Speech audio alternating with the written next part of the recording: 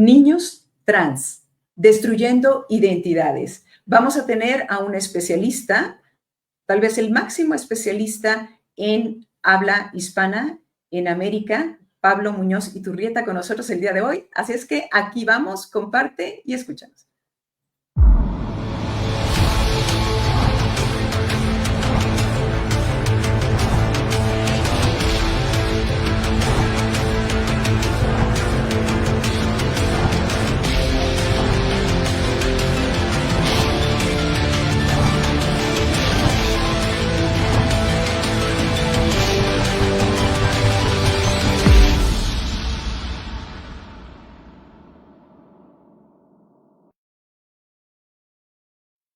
Pablo Muñoz Iturrieta, bienvenido a nuestro canal. Ya te viste también en nuestra cortinilla, ¿verdad?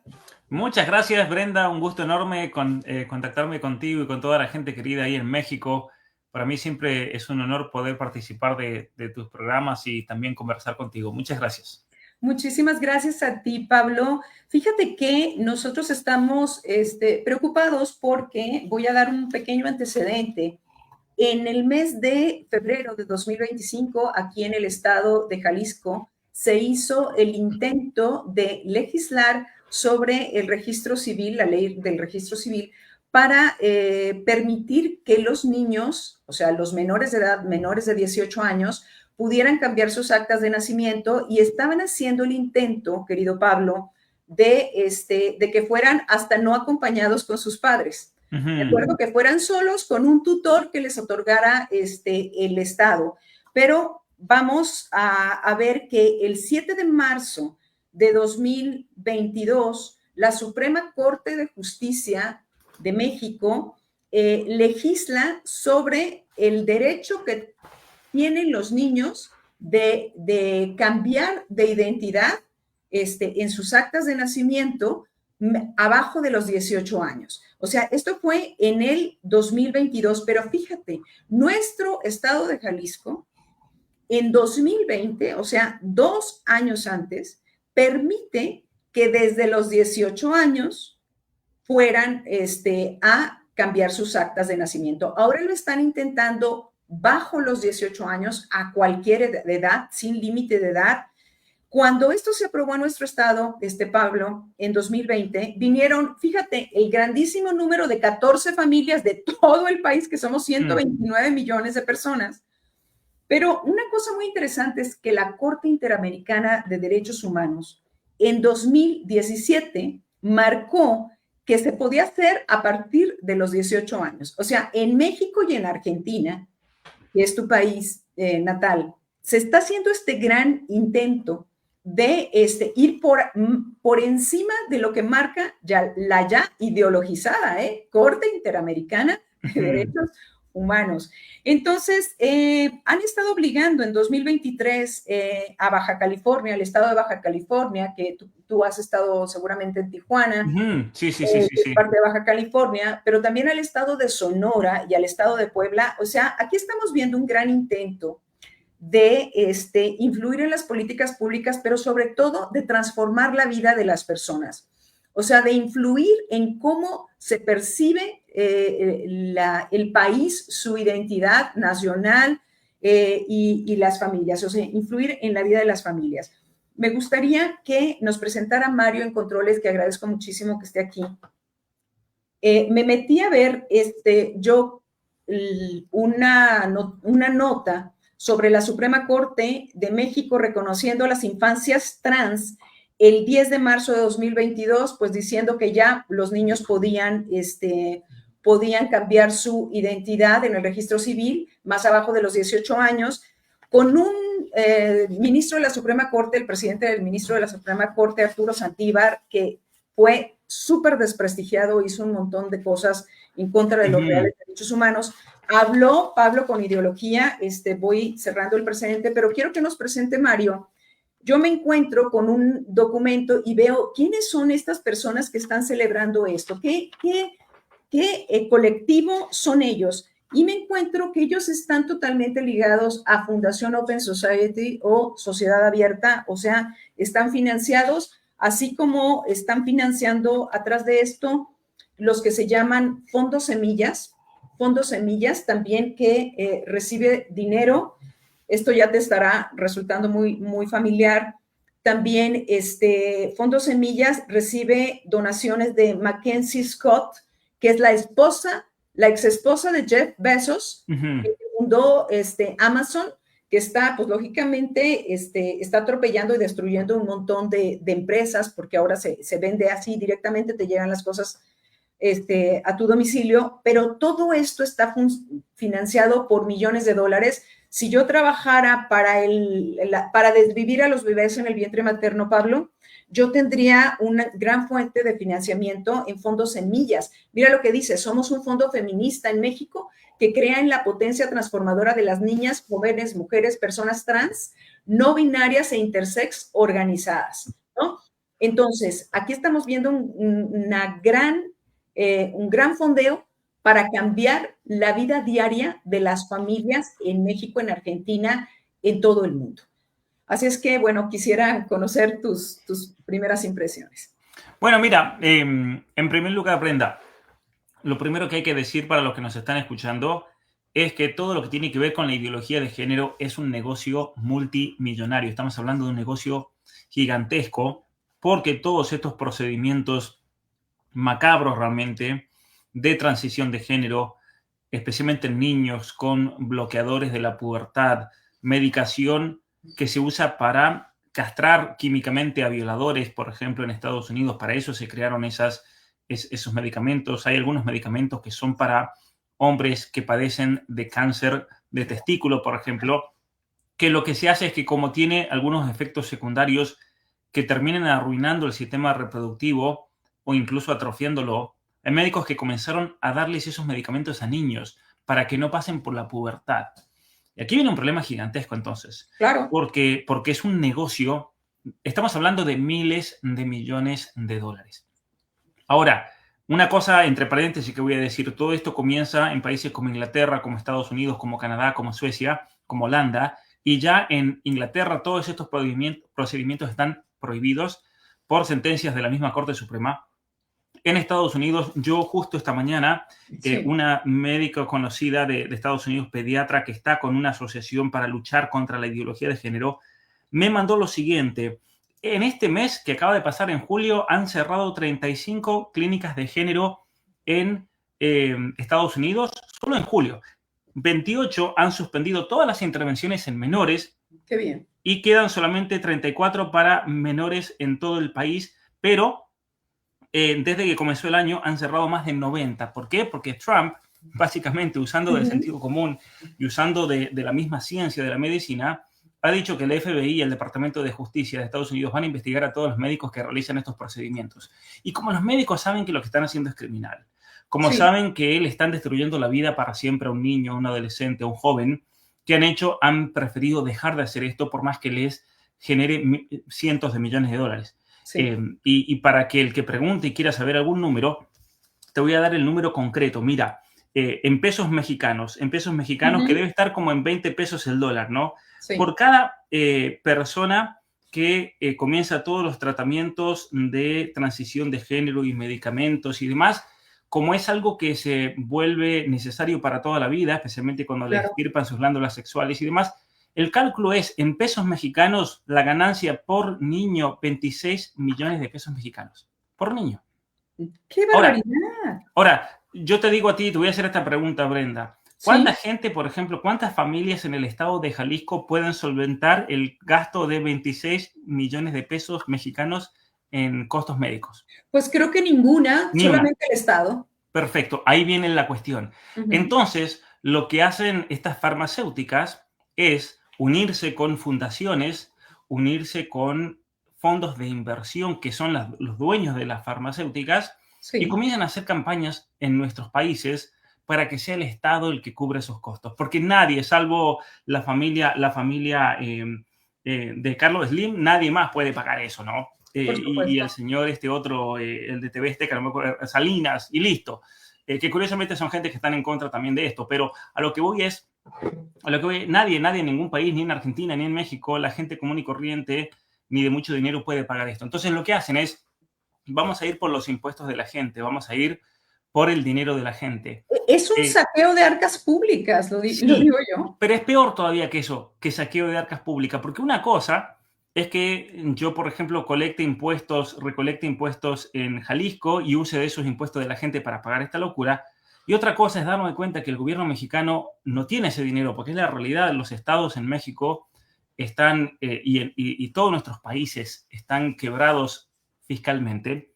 Entonces lo que hacen los bancos es aprovechar la situación para generar crédito, para dar préstamos internacionales que se llaman préstamos del Banco Mundial, del Fondo Monetario Internacional, que hacen que la deuda pública de estados en México y del país de México, o el caso de Argentina, aumente exponencialmente hasta el punto de que ese país ya no puede pagar la deuda pública. Entonces, cuando un país no puede pagar su deuda pública con estos fondos de financiación, lo que se hace es ir por sus recursos naturales, por el petróleo, por la minería. En México pasa mucho, por ejemplo, en Sinaloa, en toda la zona de Sonora, con todas las minas de oro que hay, con mucha riqueza, todo lo que es no solamente el oro, sino también la plata, el cobre y distintos derivados. El caso del litio, por ejemplo, en México.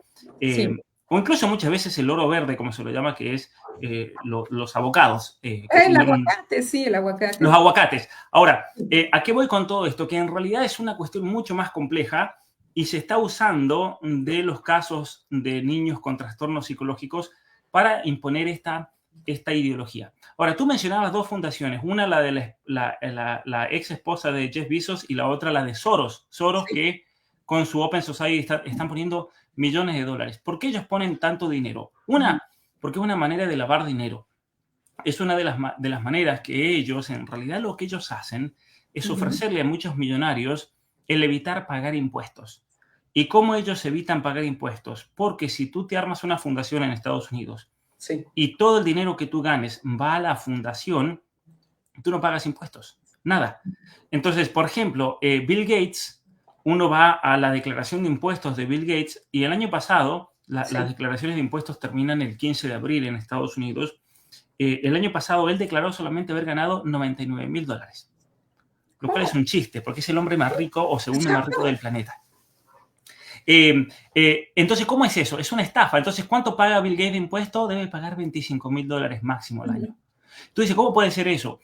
Una de las personas que salió a denunciar eso fue el mismo Elon Musk, porque Elon Musk no usa este sistema de estafa. Elon Musk simplemente, cuando tiene que pagar impuestos, el año pasado le tocó pagar $1,000 millones de impuestos. Entonces tiene que vender acciones de sus compañías para pagar los impuestos, porque él no usa el sistema de estafa. Él cree que es algo inmoral y tiene razón en eso.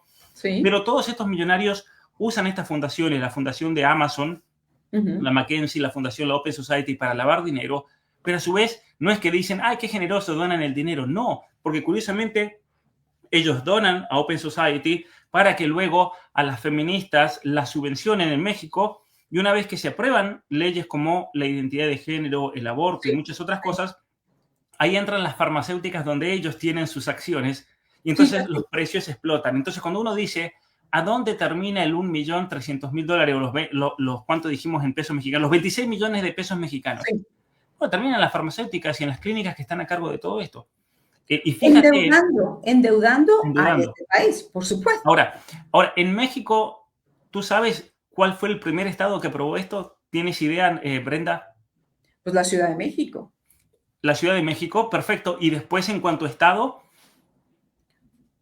¿Pero de qué cosa? ¿De la identidad? La identidad de género, sí. Jalisco. Bueno, tienes el caso de Jalisco, tienes el caso de Oaxaca y el caso de Chiapas, que son los estados más pobres.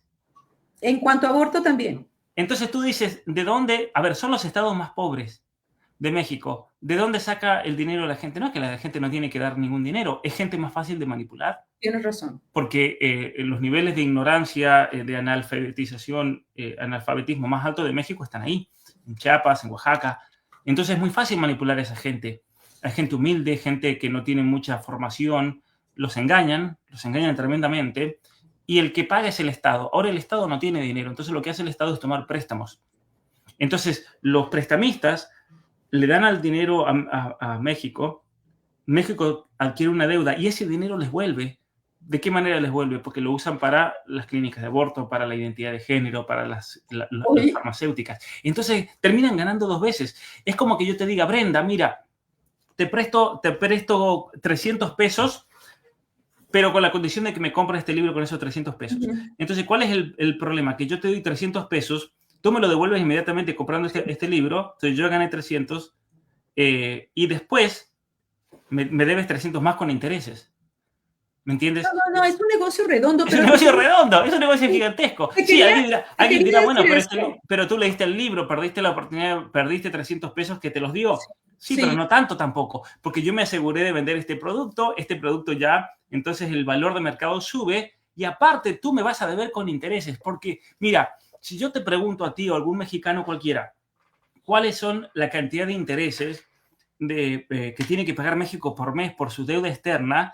Y yo no pretendo que lo sepas, Brenda, ni nadie en México, porque es un número exorbitante. Ni yo siquiera lo sé. ¿Sabes por qué? Porque todos los días va subiendo ese número. Y estamos hablando de millones y millones de pesos diarios. Nunca vamos a poder salir de allí. Pero una cosa que te quiero decir, porque tienes toda la razón en lo que estás diciendo. Antes, cuando querían someter un país, llegaban con balas, con cañones, con tanques, con aviones, y decían, yo tengo que controlar esta población y quiero quedarme con sus recursos. Y gastaban en eso, pero hoy, Pablo, estamos viendo que tienen una estrategia diabólica. Es una estrategia. Yo fomento la anticoncepción, no hay niños. Desvivir a los niños en el vientre materno, no hay niños. Ganan las farmacéuticas con la primera, ganan las farmacéuticas con el equipo para deshacerse de los niños en el vientre de su madre, ganan las farmacéuticas.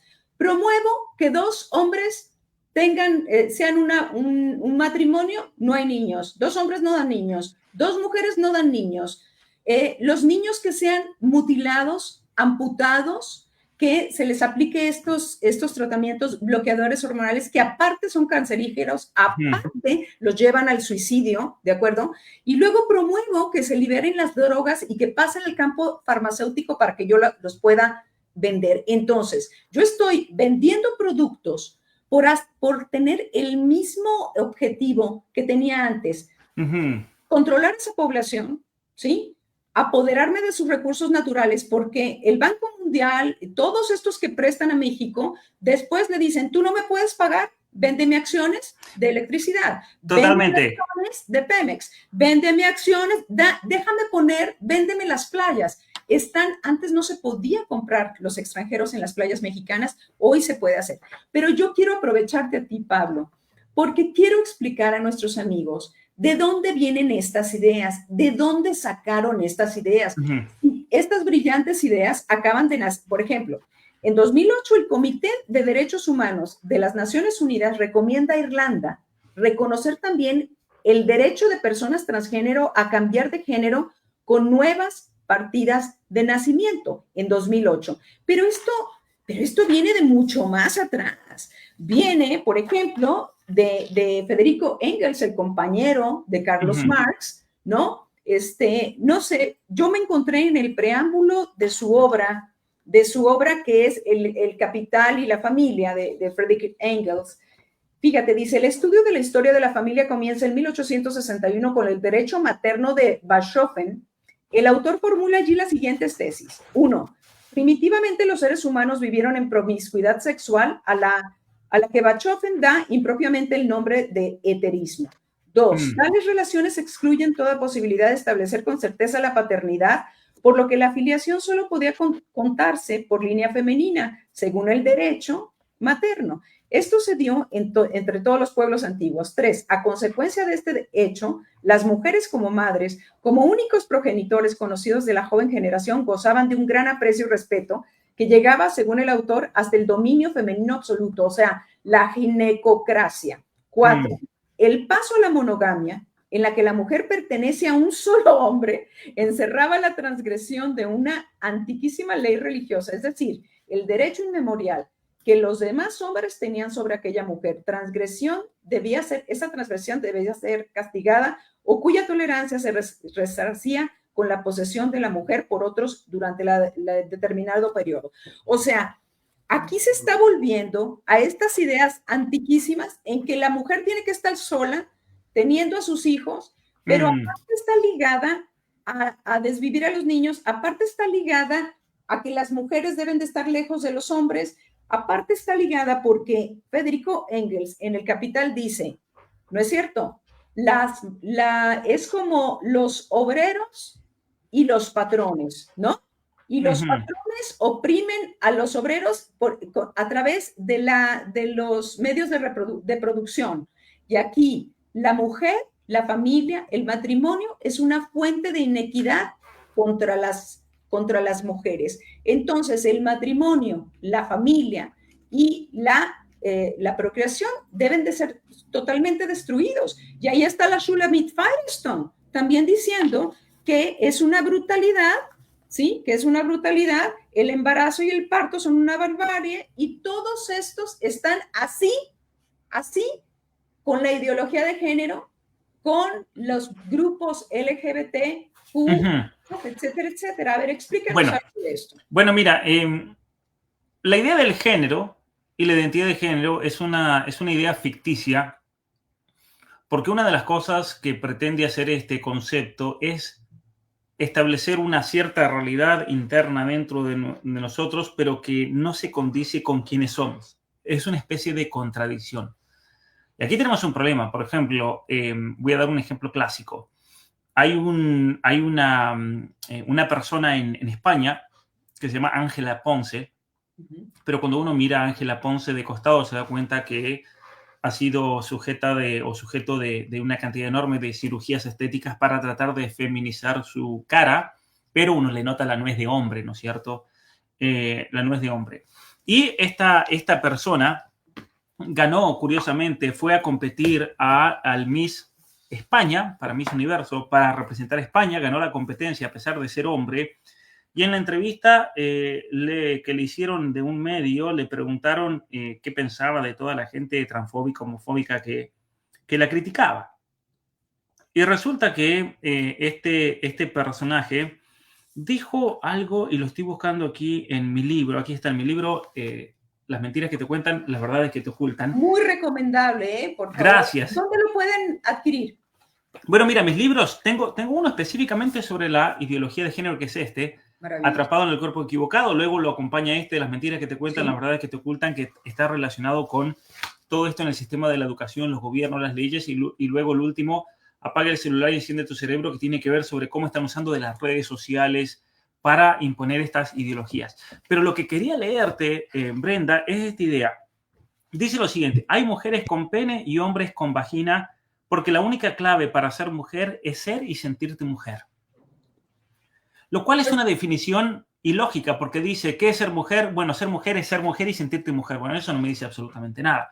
Entonces, cuando una noción como la del género te plantea una contradicción interna, puedes tener cuerpo de hombre, pero cerebro de mujer, por ejemplo. Bueno, eso es imposible, porque todo el cuerpo humano se desarrolla a partir de una estructura genética básica, de una célula primordial. Entonces no puede haber una contradicción en esa célula. Es imposible, biológicamente hablando. Todos los centros, los núcleos de nuestras células a nivel corporal, todos están la identificación XY en tu cuerpo y XX en el mío, como con varones y mujeres. Hasta en el pelo. Ahí está, este es el personaje. Uno lo mira de lejos y dice, parece una señorita, pero en realidad habla como hombre, ¿no? Y se ha sido sujeto de tantas cirugías estéticas. La realidad es que en 10 años se le cae el rostro al pobre muchacho, porque el cuerpo no aguanta eso, ¿no? Ahora, y además el cuerpo siempre va cambiando, la testosterona y demás. Va a llegar un momento, aquí esta fotografía que han puesto, gracias por eso, debe tener 50 horas de Photoshop para hacerlo. Sí, esa es la realidad. Y aparte se burlan de nosotras porque nos suplantan. De eso hablo yo en mi libro de Mística Femenina en la Biblia. O sea, perdemos nosotras, Pablo. Ciertamente que sí, porque además es una burla a la mujer. ¿Cuántas mujeres hermosas hay en España, en México, en Jalisco, y que no pueden básicamente competir, por ejemplo? Querido amigo. A mí la verdad que esas competencias no me interesan mucho, pero sí molesta que sea una injusticia. En el deporte, por ejemplo, ¿cuántas chicas que han sido desplazadas de competencias de natación, competencias de atletismo por hombres, es imposible competir contra un hombre. Ahora, la noción del género surge por una antropóloga llamada Margaret Mead. O Mead, la pronuncia, se escribe M-E-A-D. Ahora, Sí. Margaret Mead era una antropóloga bastante mentirosa. Era una antropóloga que tenía muchos problemas personales. Era una mujer que tenía, yo creo, serios problemas sexuales, especialmente de promiscuidad. Era una persona totalmente... Guapísima, mira. Ella misma.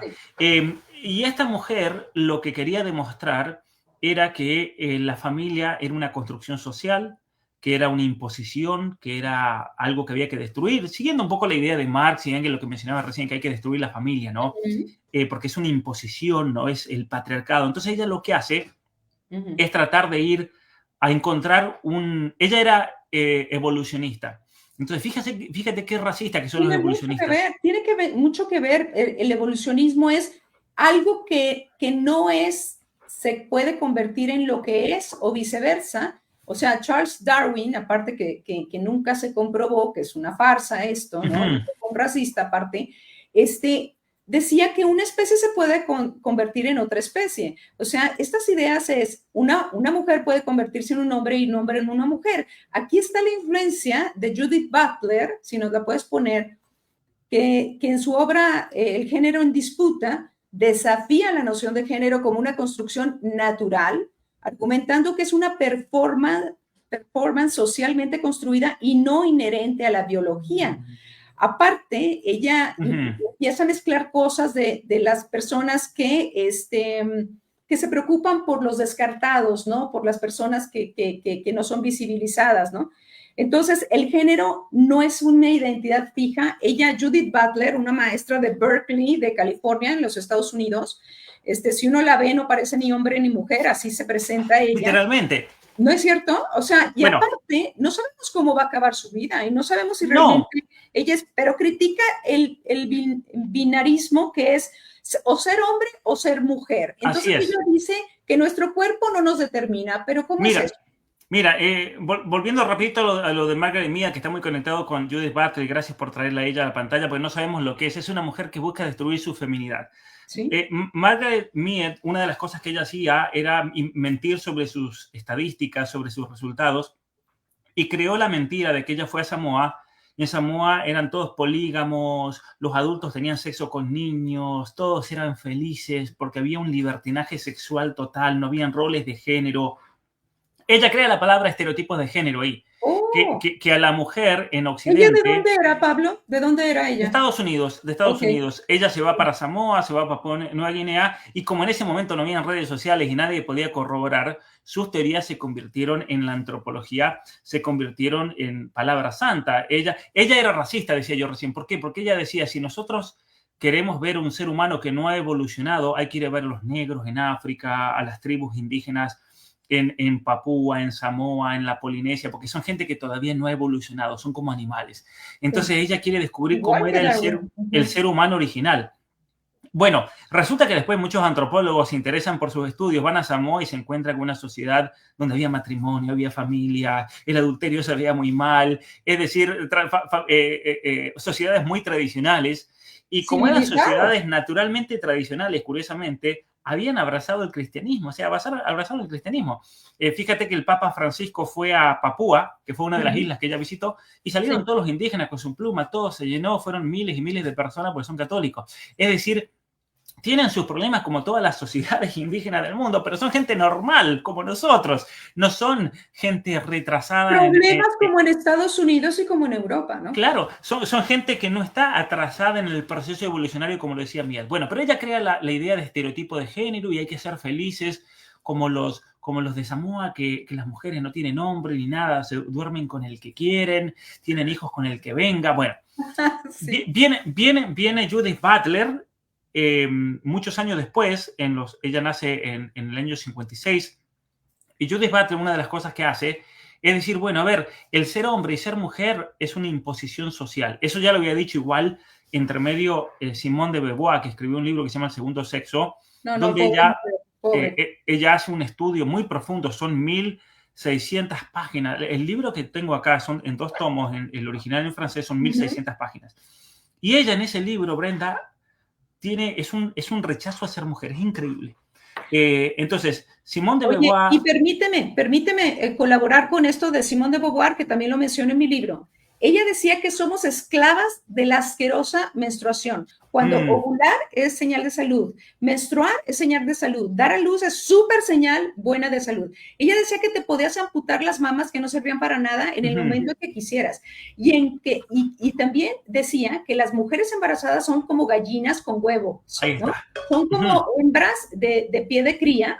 Sí, y que entre más varonil fueras tú, más imitaras al varón, entonces más libre ibas a ser. Por eso, entre todos estos colectivos hay tanto lesbianismo, porque se sienten que van a ser más libres conforme más masculinas sean, dejan de ser femeninas, aborrecen, por ejemplo, aborrecen el embarazo, aborrecen la crianza de bebés, y ahí está su manifiesto de las 343 en 1971 en Francia, donde ella, junto con otras 343, declara y luego abortado, dice, porque siempre debe haber un olor a hospital, a cocina o a caca detrás de las mujeres. A diferencia de los otros seres humanos, nosotras no tenemos el derecho a disponer de nuestro cuerpo. Sin embargo, el vientre es nuestro. Fíjate cómo tiene que ver tanto con los niños trans, con querer transformar la naturaleza. Así es. Y con que tu palabra crea, como dice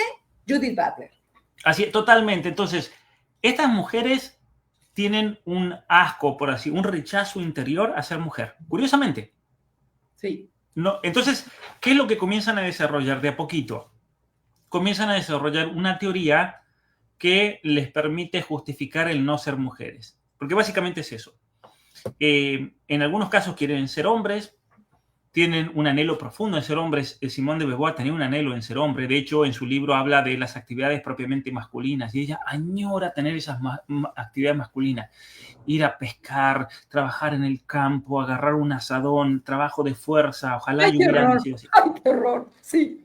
Y tiene una repulsión por lo femenino. Por ejemplo, ella decía que la característica más profunda de que la mujer se odia a sí mismo y odia la maternidad es el sentir mareos y sensaciones de vómito en el embarazo. Ella decía, ese es un signo de que el embarazo es algo antinatural. De hecho, ella nunca tuvo un hijo, son todas, como tú decías, mujeres o lesbianas o que nunca jamás tuvieron una relación con un hombre, es decir, problemas... Aquí está una que se extirpó, ¿sí? La que se hizo, se extirpó los senos. Totalmente, ¿no? totalmente. Se hormonizan y hay un testimonio muy bueno, Pablo, de una señora que ya tenía 4 hijos, le entran estas ideas, empieza a hormonizarse, a tener una pareja lesbiana, y entonces da su testimonio y dice, estoy arrepentidísima. Dice, he acortado los años de mi vida, alrededor de 15 años. ¿Por qué? Porque me salen hebras de pelos en la uretra. He tenido ciclos y ciclos y ciclos de antibióticos y me dan siempre infecciones. O sea, me han arruinado la vida, me han arruinado la salud. Mira, es algo terrible. Entonces, ¿a qué voy con todo esto? Que hay una serie de pensadoras, todas mujeres, lesbianas, como Shirley Farrington, como Judith Butler, como Beatriz Preciado en español en España, que han dicho cosas y han escrito libros que son terribles, libros que son de terror realmente, pero justificando todo esto. ¿Qué ha ocurrido? Se juntó el hambre y las ganas de comer, porque mientras estas mujeres comenzaron a crear esta teoría queer, una teoría que busca eliminar la idea de hombre y de mujer, surgen médicos que vieron en esto un negocio. ¿Por qué? Porque comenzaron a haber avances tecnológicos con medicación, con tratamientos hormonales, con hormonas sintéticas. Recordemos que las hormonas sintéticas se inventaron en 1985, es decir, antes de 1985 no existían hormonas creadas en laboratorio que imitaban la testosterona, los estrógenos, o de yegua también, ¿eh? Sí. Comienzan en realidad las hormonas sintéticas a desarrollarse en relación a los anticonceptivos, pero es es después que logran sintetizarse como bloqueadores hormonales y comienzan a poder usarse por medio de inyecciones. Entonces, a un niño le podemos empezar a inyectar bloqueadores hormonales para que no se desarrolle, a una niña le podemos inyectar testosterona para que parezca hombre. De hecho, los físico-culturistas en los años 70, alguien una vez me hizo esa pregunta, pero Pablo, si los físico-culturistas como Arnold Schwarzenegger se hormonizaban en los años 70, bueno, pero se hormonizaban con hormonas de caballo, testosterona de caballo, curiosamente. Pero más allá de eso, la medicina comenzó a explorar un territorio macabro, muy parecido a lo que hicieron en Alemania los médicos del nacionalsocialismo con experimentos con humanos que fueron condenados por eso. De hecho, los principios de Nuremberg es para evitar que esto pase y nadie le está prestando atención a los principios de Nuremberg. Pero estos juicios pueden llegar a estar dentro de 10 o 20 años y esta gente van a estar. Van a estar porque ya en Estados Unidos ya están. En este momento ya hay muchísimas jovencitas que les amputaron sus pechos, que les hicieron transiciones, que les destruyeron la vida para siempre. A mí me parte el alma esos casos. Las esterilizaron. Las han esterilizado de por vida, las han destruido de por vida y en este momento están haciendo juicios, en algunos casos al estado de California, a los médicos. Mira, yo he investigado casos donde estas chicas dicen que tenían problemas de la pubertad. ¿Y qué chica no tiene problemas de la pubertad, no es cierto? Problemas de confusión, de aceptación, de que su cuerpo está cambiando, que no le gusta. Tu cuerpo que está cambiando. Claro, y para alguien que nos esté escuchando y haya experimentado eso o lo esté experimentando, tengo una hija que está experimentando eso, es normal, es totalmente normal en los cambios propios de la mujer, porque una niña pasa a ser una mujer y es un cambio radical mucho más grande que un varón pasar a ser un hombre.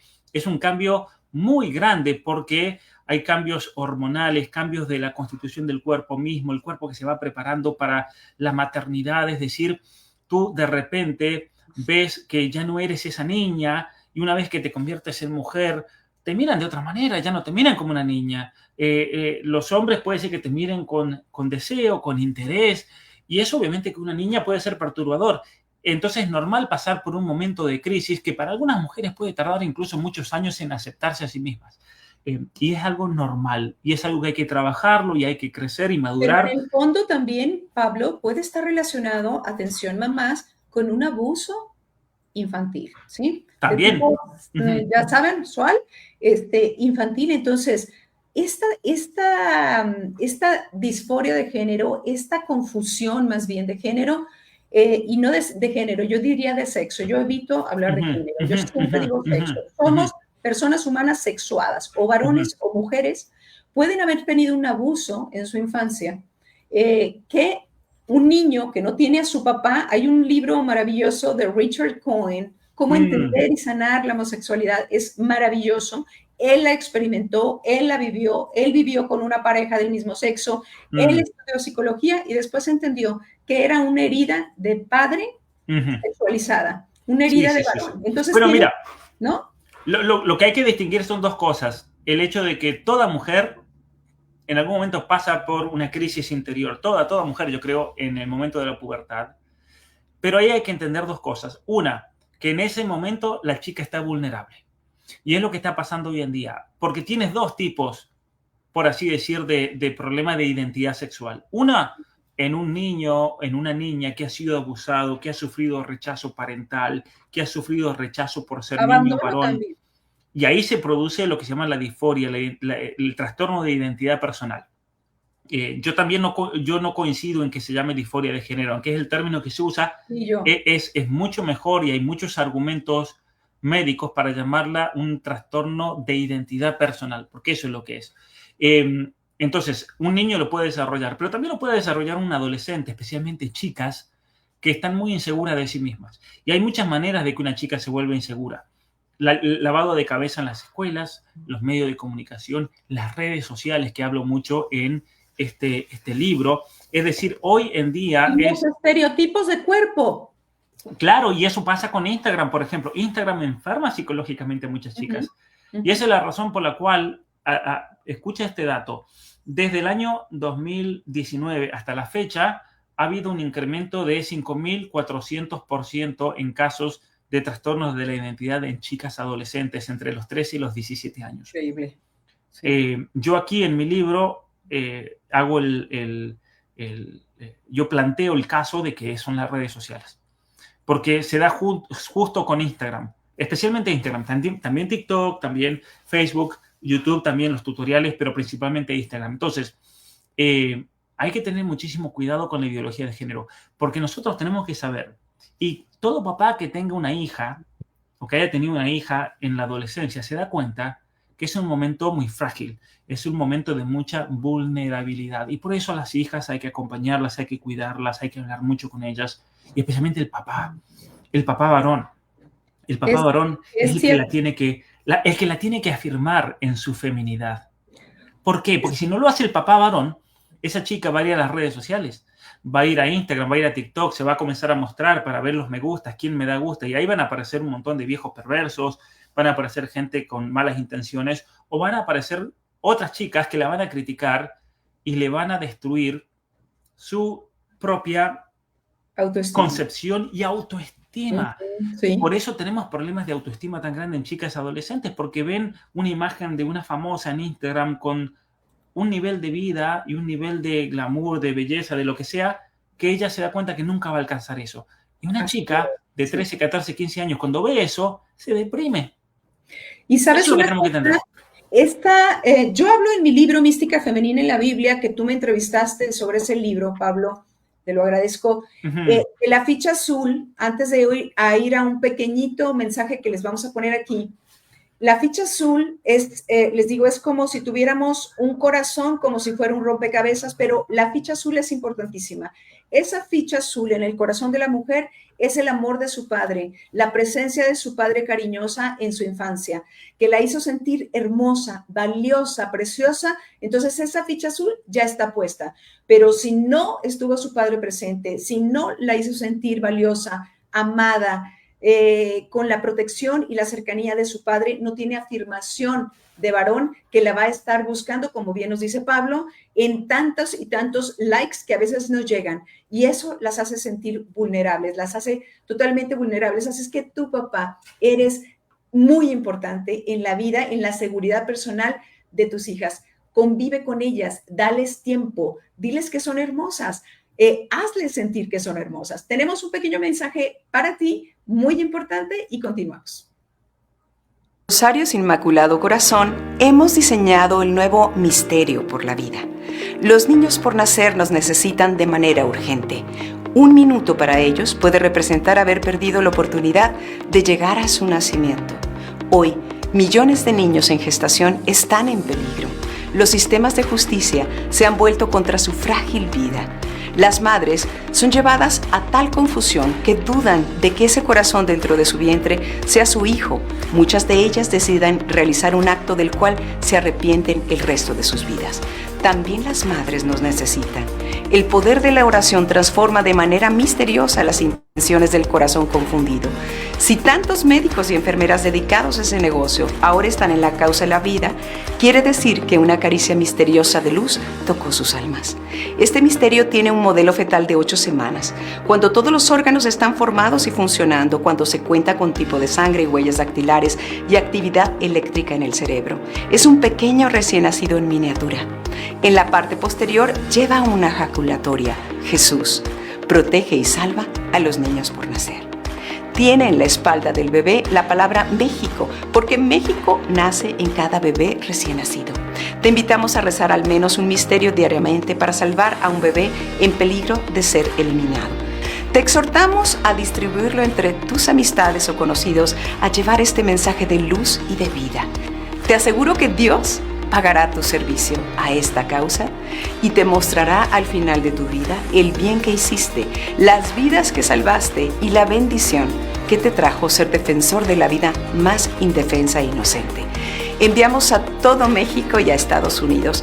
Es sumamente económico. Misterio por la vida, porque los niños por nacer nos necesitan. Pues Pablo, muchos niños están en peligro y están en peligro la inocencia de los niños, está en peligro su integridad física de los niños también.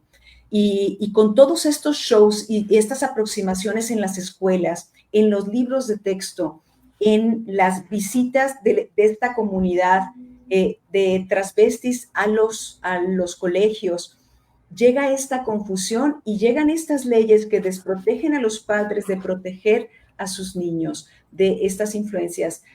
Cuéntanos un poco de eso, por favor. Bueno, mira, uno de los problemas con todas estas leyes de género es que obviamente los padres, al escuchar todo lo que estoy explicando, van a decir, no, yo voy a defender a mis hijos. Los padres se interponen como un muro contra todas estas perversiones que quieren legalizar en nuestros países. Entonces, una de las cosas que hacen los gobiernos y los políticos para poder imponer esto es seguir el consejo de estas fundaciones y activistas que dicen lo siguiente. Primero, declarar la identidad de género como un derecho. Es un derecho superior del niño y que va por encima de los derechos de la familia. Y luego, a partir de ahí, ir eliminando los derechos parentales. Por ejemplo, aquí en Canadá, si un papá se opone al adoctrinamiento de género de sus hijos, son 5 años de prisión. Si un papá se opone a que sus hijos se los hormonice, son 5 años de prisión. Si un pastor o un sacerdote habla en contra de la ideología de género y se opone, son 3 años de prisión. Si un psicólogo ayuda a un niño o una niña con problemas de género y lo saca de eso, son 3 años de prisión. Dar consejos son 3 años de prisión. El enviarlo a un médico son 3 años de prisión. Es decir, estamos hablando de un sistema totalitario que se impone para poder entonces salir con la suya. Hace apenas unas semanas arrestaron a un pastor aquí en Canadá, un pastor evangélico, porque estaban llevando transexuales a una escuela y esa escuela quedaba cerca del territorio de su iglesia y muchos de la gente de su iglesia iba a esa escuela, entonces muchos niños, entonces el pastor organizó una protesta en silencio en contra de la ideología de género. Bueno, lo metieron a la cárcel al pastor, ya ha estado como 20 veces en prisión. A los papás en Canadá que protestan contra la ideología de género en las escuelas les dan una multa de $25,000.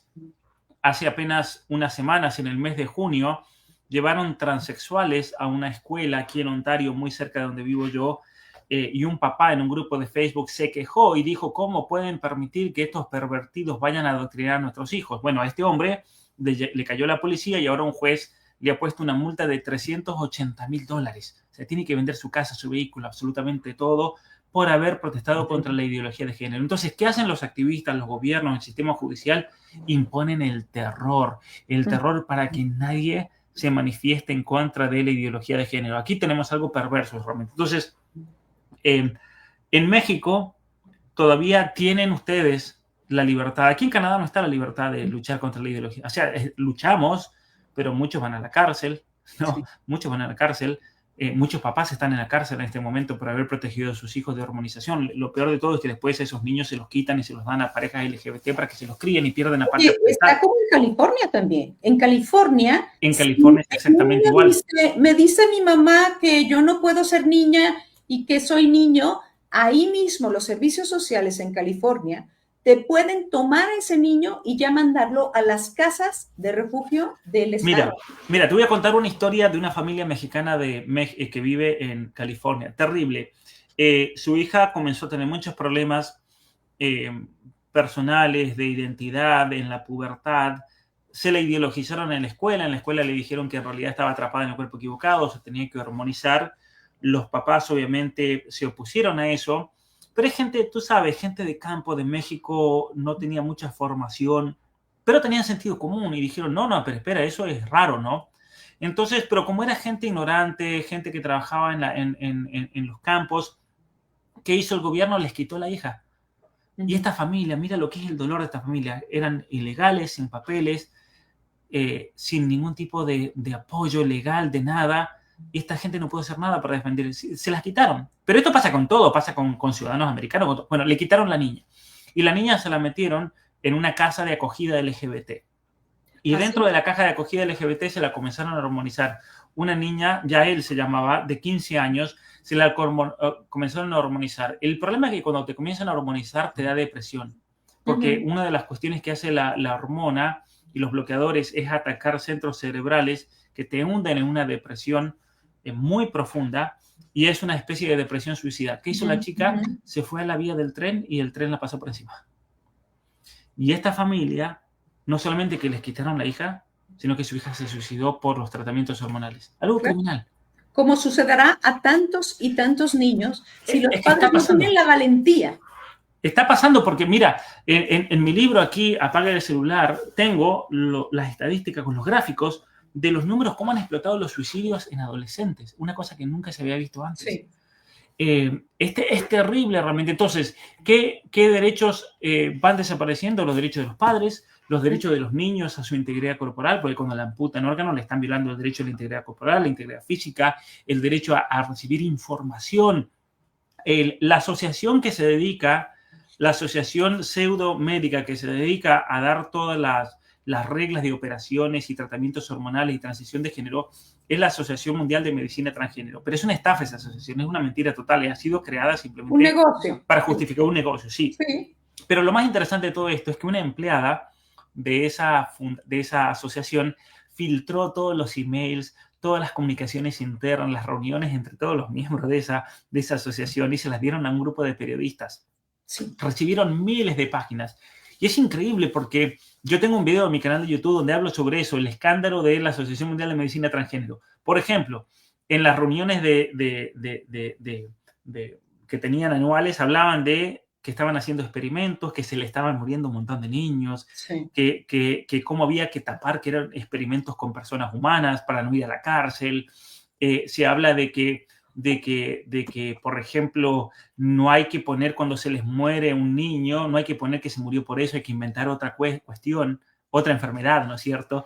Tú hablaste de los experimentos, tú hablaste hace poquito un video maravilloso tuyo que les recomiendo ir a ver en tus redes, hablaste del pervertido de Alfred Kinsey. Quiero que les atisbes un poquito, porque esto se lo vamos a mandar a diputados de aquí, del estado de Jalisco.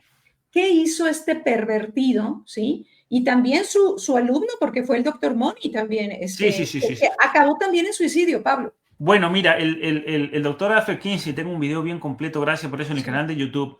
Él realizó los primeros experimentos de transición en niños, con un caso de Canadá de 2 hermanitos mellizos, donde uno de ellos tuvo un problema de infección en el pene cuando era bebé, y por un error médico, cuando trataban de curarle esa infección, le quemaron el pene porque lo hacían con un cauterizador eléctrico y se les quemó, entonces se lo terminaron amputando. Y este médico, que tiene una cara de pervertido, mira la cara de pervertido que tiene. Este médico era un abusador, pedófilo, de bebés. Totalmente, una persona realmente macabra. Una de las cosas que él proponía era la liberación total sexual de niños, de bebés y demás. Bueno, este doctor Kinsey fue el mentor del doctor Moni, que fue el que comenzó a tratar a estos 2 mellizos, uno sano y el otro que había perdido su órgano masculino, y él básicamente dice, miren, aplica la teoría del género por primera vez. Si a este niño lo criamos como niña y no le decimos nada, nunca se va a dar cuenta que es varón, porque todo tiene que ver con el entorno social, lo que decía Margaret Mead, la noción del género, de los estereotipos. Bueno, resulta que él mentía porque en sus estudios científicos él se presentaba como que lo había logrado completamente. Fíjate que en todos estos grupos LGBT y de ideología de género mienten todo el tiempo con las estadísticas. Y después se descubre, obviamente, que están mintiendo. Pero él decía que había resultado perfecto, que era una niña feliz.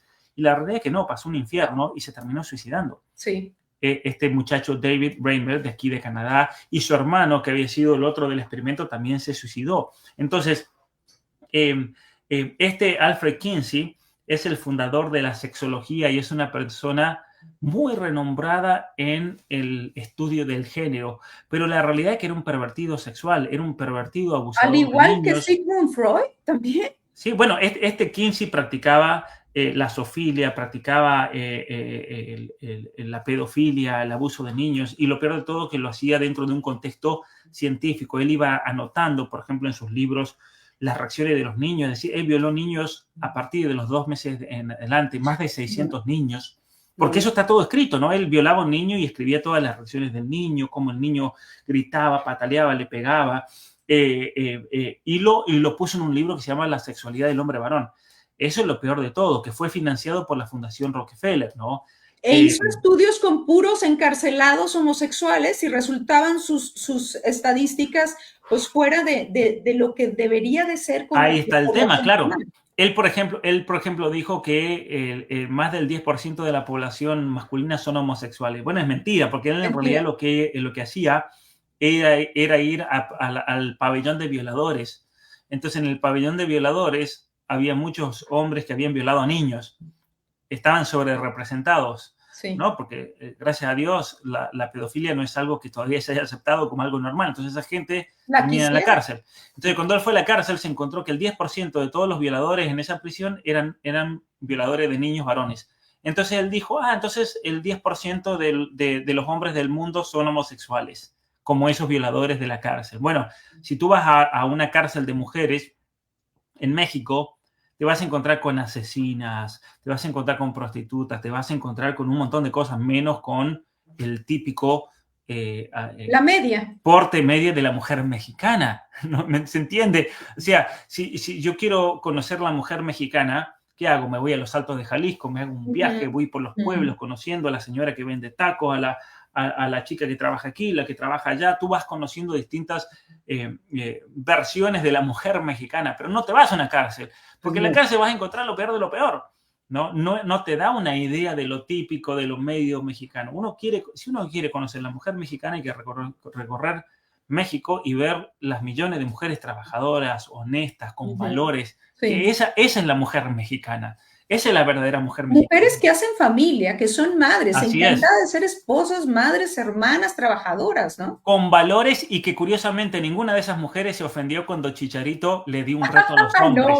No, al contrario. Cuando Chicharito le dio un reto a los hombres y le dijo, sean más hombres, ¿no? Porque eso es lo que espera su mujer, sean más hombres, sean proveedores, trabajen, esfuércense. A ver, es interesante que yo hice un video también sobre eso. La cantidad de mujeres, Brenda, que comentan, yo estoy 100% de acuerdo con Chicharito, ese es el tipo de hombre que yo quiero, lo que describía, ¿no es cierto?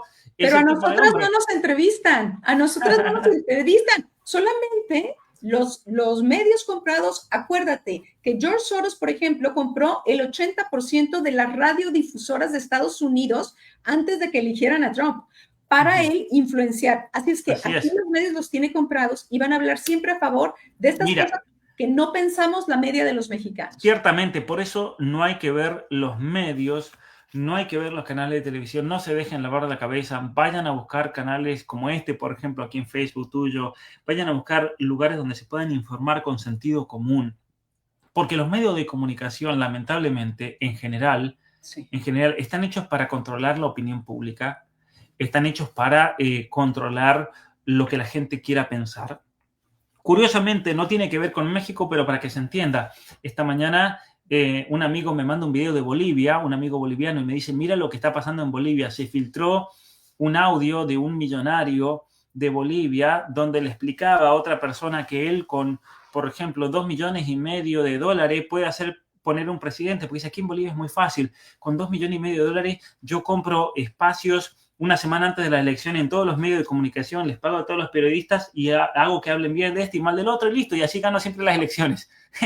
Entonces siempre se pone el que yo quiero. Entonces él decía, no te preocupes, si no podemos poner a Evo Morales, que es el socialista, vamos a poner otro que yo diga de la misma línea, porque aquí es muy fácil comprar la opinión pública por medio, es tan fácil comprar los medios de comunicación en Bolivia que tú puedes llevar la opinión pública. Entonces, ¿qué hay que hacer? A ver, ¿cómo nosotros podemos hacer para que no nos manipulen? ¿Cómo podemos hacer? Bueno, primero empiecen a pensar por ustedes mismos con criterio, empiecen a cuestionar y no pierdan el tiempo en los medios masivos de comunicación, porque el único objetivo que ellos tienen es manipular tu opinión. ¿Y cómo yo puedo demostrar eso? Muy fácil, porque nosotros no le pagamos a la televisión o la radio para ver. ¿Y quién paga entonces?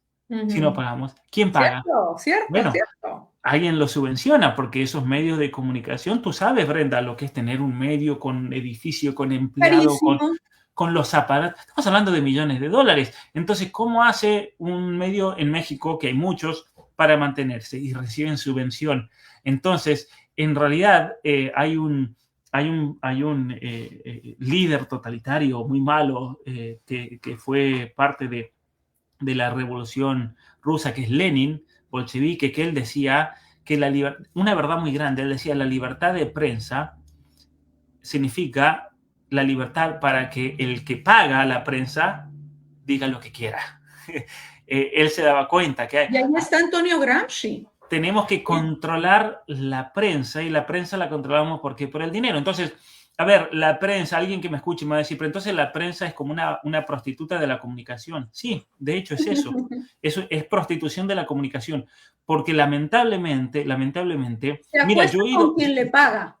Yo he ido a medios de comunicación, tú seguramente que has ido, yo he ido a medios de comunicación cuando presentábamos libros, me han invitado a debates, y una cosa que me sorprende es lo siguiente: el periodista se para enfrente de una pantalla, de una pantalla. ¿Por qué? Porque todas las filmadoras grandes, gigantes, adelante tienen una pantalla que es transparente y le ponen todo lo que tiene que decir. El teleprompter. Entonces, el teleprompter, entonces el periodista se para y simplemente lee lo que le dicen. El periodista no piensa por sí mismo. No piensa. Entonces buscan una mujer bonita, buscan un hombre que sepa hablar bien. Listo, es todo lo que necesitan. No necesitan a alguien que piense. Y yo, perdón por los periodistas, muchos se van a ofender por lo que estoy diciendo, pero es la realidad. Es la realidad. Entonces, es muy fácil comprar los medios si uno tiene mucho dinero, y es lo que hace Soros, es lo que hace Amazon, el dueño de Amazon que estaba mencionando recién, claro. Jeff Bezos, que compró uno de los medios periódicos más importantes de Estados Unidos. Así controlan el New York Times, así controlan todos los medios en México también. En México no es diferente. Entonces, de esa manera, uno tiene que tener mucho cuidado, pero la gente de a poco se está dando cuenta. ¿Sabes por qué me doy cuenta yo? Porque mucha gente está viendo a gente independiente, que no lo financia nadie, que es honesta. Por ejemplo, te voy a dar un dato. Candace Owens, Tucker Carlson, ¿no? Tienen mucho más visualización que los medios. Pero te voy a dar un dato. Mira, mi canal es un canal pequeño. No es un canal grande como el de Tucker Carlson, Jordan Peterson, que tienen millones y millones de seguidores. Es un canal pequeño. Pero, sin embargo, te voy a dar un dato. CNN tiene una audiencia de 800,000 personas al mes. Bueno, mi canal tiene una audiencia de 4 millones al mes. Fíjate. Entonces tú dices, ¿cómo puede ser que yo simplemente con una camarita detrás, con un micrófono aquí, unas luces, tenga una llegada más grande que CNN? Porque la gente se está dando cuenta que uno comunica con el deseo de informar, comunico problemas reales de la gente, les doy soluciones reales y les ayudo a entender lo que está pasando. No, aquí yo no busco manipular a nadie. El que esté de acuerdo, perfecto. El que no esté de acuerdo, me lo escribe en un comentario y me da la oportunidad a mí de responderle o decir, mira, tienes razón con esto, tienes razón. Es decir, podemos tener un debate sano y tener conversaciones hermosas como esta que estamos teniendo ahora. Entonces, la gente se da cuenta que si prende el medio, le va a hablar de derechos de género, derechos de esto, y celebrar un minuto y listo, y no le da oportunidad para pensar. En cambio, nosotros acá llevamos 1 hora hablando de las consecuencias, de los peligros, de los problemas, de dónde viene, a dónde va. De ideas, entonces, de verdades, de realidad. Claro. Entonces la gente va a decir, a ver, entre un noticioso que me habla un minuto para llenarme la cabeza de que hay que celebrar el género, o un programa con Brenda, que me da una información enorme, me quedo con Brenda, es mucho mejor, yo aprendo, salgo contento, lo disfruto, porque mira, a mí me gusta mucho escuchar canales donde tienen entrevistas muy interesantes, donde uno aprende un montón. Yo también aprendo mucho en esas programaciones. Y así como a mí me gusta enseñarle a la gente lo que yo sé, a mí me gusta también aprender de los que saben mucho de cosas que yo no sé, y así vamos aprendiendo todos. No, vamos creciendo. Yo te agradezco en nombre de tantísimas familias, de tantísimos matrimonios, de tantísimas personas y países, porque nos has hecho un gran bien con tus programas, con la información. Se ve que te documentas, que le metes el corazón y que quieres servir a la humanidad. Así es que yo, Pablo, te doy las gracias. Quiero recomendar tus libros. Quiero recomendar Atrapado en el cuerpo equivocado, porque todo lo que nosotros hemos hablado y atisbado el día de hoy, así en la punta del iceberg, de manera profunda, está en este libro muy ameno, con la letra bastante grande, bastante amigable. Lo puede comprar cualquier persona en Amazon, ya nos lo dijo, y te lo mandan directo a tu domicilio. a mí me gustaría que les comentaras algo porque tú eres de los varones que me ha felicitado por este libro de Mística Femenina. ¿Qué encontraste allí, Pablo? Bueno, a ver, en primer lugar, antes de que me olvide, todos los que quieran encontrar mis libros y mi obra, simplemente vayan, búsquenme como Pablo Muñoz Iturrieta, y ahí me van a encontrar, y ahí van a encontrar los links para comprarlo en México, en la página de Metanoia, especialmente se envían desde Ciudad de México a todo México mis tres libros que son los que tengo aquí que pueden ver en pantalla. Sí, en la página de Metanoia, pero en mis redes y en las descripciones de mis videos siempre está ahí el link, o me pueden escribir y yo les respondo con el link. El libro tuyo lo leí y primero te agradezco enormemente por haberme regalado el libro. Y tuve la oportunidad, ¿te acuerdas?, de ir a dar una conferencia en Jalisco, sí, en Guadalajara, y fui a la universidad Fe y Razón se llamaba. Sí, fui a un congreso muy importante que me invitaron en la Universidad Autónoma, creo que era así, la Autónoma de Guadalajara, y nos prestaron generosamente el estudio para poder entrevistar. Entonces, a todos los que quieran ver esa entrevista, está en mi canal con Brenda, donde hablamos de algo tan importante que me gustó mucho de ese libro. Es un libro para irlo meditando, pensando y reflexionando de qué realmente es lo que significa ser mujer, ser madre, ser femenina, pero también es un libro que te da una apertura, me parece, interior para preguntarle a Dios también, ¿no? ¿Sí? ¿Qué es lo que Dios quiere de mí como mujer? Por eso también esos mensajes de la Biblia que pones a lo largo de todo el libro. Es un libro para meditarlo, es un libro, mira, cuando a mucha gente se lo he recomendado y le digo, mira, levántate todas las mañanas y léete un capitulito cortito, léetelo, no te leas más, nada, eso, uno, y medítalo durante todo el día. Si hay algo que te impresionó, lo que sea, vuelve a ese capitulito, te lo lees rápido al otro día, pero vuelve constantemente y velo marcando lo que te llega, lo que te toca. Cuando te vas a orar, si necesitas un material, medita en lo que has marcado y pregúntale a Dios, ¿no? ¿Cómo eso te toca en el corazón? ¿Cómo tú puedes ser una mujer? Porque fíjate que la Biblia, así como nos da la clave a nosotros varones, lo que significa ser hombre, nos da la clave de lo que significa ser humano, también le da la clave a una mujer de lo que significa ser mujer. Y tú has hecho un trabajo enorme, Brenda, en tratar de descubrir esos pasajes en la Biblia. La Biblia, sí. Y comunicarlos de una manera muy actual. Y actual porque tú hablas de muchos de los peligros ideológicos para la mujer hoy en día. Y fíjate que eso era algo necesario, era algo que nadie había hecho. Porque es verdad, sí, se han escrito muchos libros sobre la mujer en los últimos 20, 30 años, pero nunca nadie había escrito un libro sobre estos problemas tan nuevos como la ideología de género, como el feminismo, pues son cosas nuevas, ¿no? Son cosas nuevas. Entonces, es un aporte enorme, me parece, y es un libro muy bueno para regalarle a chicas adolescentes, a jóvenes, a mamás, a abuelas, ¿no es cierto? También a gente ya mayor. A mí mucha gente me ha aconsejado, doctor Pablo, ¿qué libro me recomiendas para mi hija que cumple sus 15? Y yo le digo, búscate la mística femenina en la Biblia porque es un manual muy recomendable y yo que soy hombre, la verdad que lo disfruté, me gustó mucho. Yo pensaba que ese libro, Brenda, como te lo dije ese día en la entrevista, lo iba a leer así de principio a fin y llegó un momento en que dije, no, este es un libro para pensar porque mira, por más que está dirigido para mujeres, al hombre también lo hace pensar, ¿no? Y muchas cosas me hacía pensar a mí, a ver, de cómo hay que valorar la mujer, de cómo hay que valorar la esposa, las hijas, la madre de uno. Un libro realmente hermoso que es para tenerlo ahí, para consultarlo. Y yo, de hecho, lo tengo aquí. Aquí mira, lo estoy hablando detrás, en mi estantería, lo tengo ahí puestito. La verdad que, y es un libro muy cómodo también. Me gustó mucho la edición porque tú lo puedes meter en tu bolsito, lo puedes meter en tu cartera y te lo llevas a todos lados y lo sacas cuando estás esperando. Es pequeño. Sí. Es un libro de bolsillo que no va por página, va por fecha.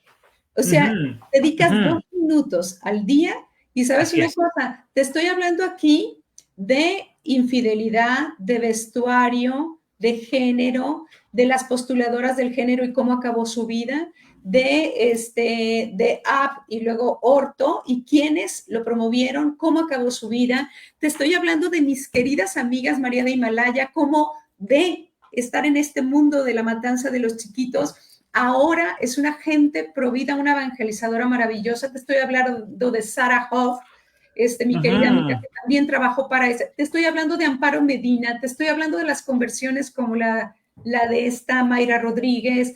O sea, te estoy hablando de temas tan candentes, tan actuales, tan difíciles, pero las Sagradas Escrituras, yo las amo, tengo como 20 posgrados en Sagradas Escrituras que me encanta, y dije, la Sagrada Escritura nos pone luz sobre este tema y es como un bisturí que es indoloramente te mete este tema en el corazón y te habla y te deja todo claro, Pablo. Así es que yo agradezco que lo recomiendes. Para mí es un honor que tú lo recomiendes porque eres un gran escritor, un grande filósofo. Y bueno, no tengo más que agradecerte y que nos dejes el último consejo para cerrar este programa. Bueno, muchas gracias, muchas gracias. El consejo que me gusta siempre darle a todas las familias es fórmense. Hay que formarse, hay que leer, hay que volver a la lectura, hay que volver al pensamiento, a la reflexión, a tener buenas conversaciones en la familia, en la mesa. Pero obviamente que para eso uno tiene que tener contenido. Entonces yo invitarlos a leer, invitarlos a formarse, invitarlos a que hagan ese esfuerzo de comprar libros, de ustedes leer, de que sus hijos lean, de dejar un poco de lado toda esa distracción que no nos lleva absolutamente a ningún lado y en algunos casos puede ser perjudicial, especialmente para los hijos. Tomarse más seria la formación es uno de los problemas más grandes que hay y que si nosotros miramos muchas de las problemáticas que hay en nuestras familias, en la sociedad, es por falta de formación también. Y que la gente que está formada no tiene esos problemas, porque tiene una especie de escudo, un arma, ¿no es cierto? Y así como la fe, ¿no es cierto?, puede ser un escudo, como dice la Biblia, contra muchos ataques, la formación también, porque el mismo Pedro que dijo que la fe debería ser un escudo, él mismo dijo que teníamos que aprender a dar razones de nuestra fe. Y tenemos un llamado y es una obligación moral, me parece a mí, formarse. Y obviamente que teniendo una vida yo de formación, de investigación, de escribir, de comunicar, veo muchas situaciones y muchas problemáticas que se podrían haber evitado o se pueden solucionar si la gente tiene conocimiento. Que es algo que lo dice la Biblia, ¿no? Mi pueblo perecerá por falta de conocimiento. Es decir, cuando tenemos un pueblo ignorante, ese pueblo perece. Y si tú me tuvieses que me dijeses, a ver, Pablo, dime un problema nomás, de todos los problemas que hay en el continente, ¿no? Violencia, problemas morales, problemas de lo que sea, ¿cuál es el problema fundamental del cual surgen todos los otros? Y yo te voy a decir, hay un problema cultural, un problema de formación. Y de ahí surgen todos los otros problemas que tenemos. Es un problema central. Entonces, el Papa Juan Pablo II lo dijo. No es nada mío, ¿no? Esto yo lo he aprendido leyendo a grandes personas. Él decía que el llamado para la iglesia hoy, en el siglo XXI, era evangelizar la cultura. Él lo dijo un montón de veces, hay que evangelizar la cultura. ¿Por qué hay que evangelizarla? Porque es una cultura que se ha perdido y se ha alejado del evangelio. Tenemos que hacer una batalla cultural, volver a que esa cultura sea una cultura nuevamente en línea con el evangelio. Pero para eso hay que formarse. Y el Papa Juan Pablo II lo decía todo el tiempo, hay que formarse, hay que leer, hay que estudiar. Hay que estudiar. A mí me gusta mucho leer a Juan Pablo II, una sabiduría enorme. Y si alguien me pregunta a mí, ¿quién fue tu inspiración para la batalla cultural? Yo siempre lo digo, Juan Pablo II. Él fue el que me inspiró. Porque él fue el que dio en el clavo, me parece a mí, con el problema actual. Y obviamente que después el Papa Benedicto continuó con toda esa línea. Y el Papa actual yo creo que es muy consciente también de eso, muy en línea de lo de Juan Pablo II. Entonces yo quiero animar a toda la gente a formarse, a tomarse más en serio la formación en familia, la formación personal, los hijos. Llenen de libros sus casas, llénenlo de libros y de esa manera ustedes también van a apoyar a muchas personas que están haciendo este esfuerzo como tú, Brenda, como tantos otros escritores que están dando contenido material, pero que muchas veces por culpa de la desidia de la gente es como el fruto que cae sobre roca y no florece. Bueno, convirtámonos en tierra fértil, porque después Dios nos va a pedir rendir cuenta de eso, ¿no? Por supuesto, pues yo te agradezco, tú eres un gran heraldo de la verdad, ¿sí? Entonces, Jesús es la verdad y es la vida. Así es que, queridos amigos, ustedes saben qué camino tomar. Y la verdad, tú lo confirmarás, Pablo, se disfruta. Disfruta, te da una libertad tan grande, una tranquilidad tan grande, una libertad tan grande. Yo también los invito a hacer escuela en casa. Es una gran recomendación. Educa a tus hijos, ahórrate ese dinero para su universidad, pero mándalos ya formados. Juega con tus hijos, infórmate y sé una familia virtuosa. Yo en las noches les decía a mis hijas, obra buena, dime, obra mala, ¿cómo puedes mejorar? Y una vez por semana reunía yo a mis chiquitas, a toda la familia, y decíamos, ¿qué te gusta de tu familia? ¿Qué no te gusta? ¿Cómo podemos mejorar? Así es que muchísimas gracias por tu servicio a la verdad, Pablo, que Dios te siga bendiciendo, el Espíritu Santo te siga iluminando y sigas con valentía así de viril, dando testimonio de la verdad. Muchas gracias, Brenda, y gracias a todos también. Gracias. Hasta la próxima. Y hasta la próxima. Chao, Mariana Benavides, que estás aquí. Gracias.